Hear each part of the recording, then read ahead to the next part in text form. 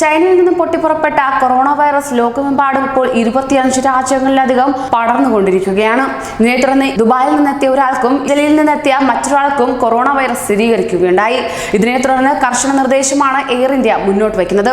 ഫെബ്രുവരി 25-ന് വിയന്നയിൽ നിന്ന് ദില്ലിയിലേക്കുള്ള AI-154 വിമാനത്തിലുണ്ടായിരുന്ന യാത്രക്കാർ കേന്ദ്ര ആരോഗ്യ മന്ത്രാലയത്തിന്റെ നിർദ്ദേശാനുസരണമുള്ള നടപടികൾ പാലിക്കണമെന്ന് എയർ ഇന്ത്യ പറയുകയുണ്ടായി. ഇതേ വിമാനത്തിൽ യാത്ര ചെയ്ത ഒരാൾക്ക് കഴിഞ്ഞ ദിവസം കൊറോണ വൈറസ് ബാധയുള്ളതായി സ്ഥിരീകരിച്ചതിന്റെ അടിസ്ഥാനത്തിലാണ് അറിയിപ്പ്. ട്വിറ്ററിലൂടെയാണ് അധികൃതർ മുന്നറിയിപ്പ് നൽകിയിരിക്കുന്നത്.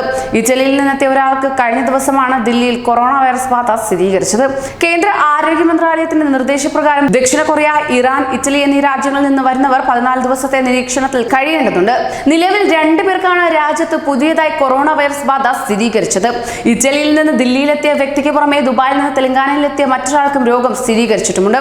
ഇവരുടെ ആരോഗ്യനില തൃപ്തികരമാണെന്ന് അധികൃതർ അറിയിക്കുകയും ചെയ്തു. കേരളത്തിൽ നേരത്തെ കൊറോണ ബാധിച്ച് ചികിത്സയിലുണ്ടായിരുന്ന എല്ലാവരും ആശുപത്രി വിടുകയും ചെയ്തു.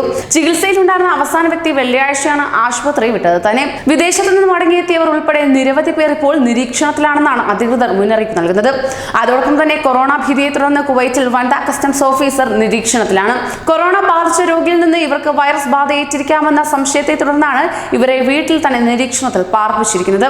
രോഗബാധയുണ്ടോ എന്ന കാര്യത്തിൽ വ്യക്തത വരുത്താനായി ഓഫീസറുടെ സാമ്പിൾ എടുത്ത് പരിശോധനയ്ക്ക് അയച്ചിരിക്കുകയാണെന്ന് കസ്റ്റംസ് ജനറൽ ഡയറക്ടറേറ്റ് അറിയിച്ചു. കുവൈറ്റിൽ ഇതുവരെ 56 പേർക്കാണ് കൊറോണ വൈറസ് സ്ഥിരീകരിച്ചത്. 700ഓളം കുവൈറ്റി പൗരന്മാർ നിരീക്ഷണത്തിലുമാണ്. നേരത്തെ രോഗം സ്ഥിരീകരിച്ചവരിൽ നിന്ന് ഇവർക്ക് രോഗം പകർന്നിരിക്കാമെന്ന സംശയത്തെ തുടർന്നാണ് നിരീക്ഷണം നടത്തിയിരിക്കുന്നത്.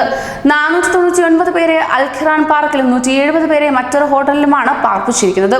30 പേർ ജാബൻ ആശുപത്രിയിലെ ഐസൊലേഷനിൽ കഴിയുകയാണ്. കൂടുതൽ പ്രവാസി വാർത്തകൾക്കായി ഈ ചാനൽ സബ്സ്ക്രൈബ് ചെയ്യൂ.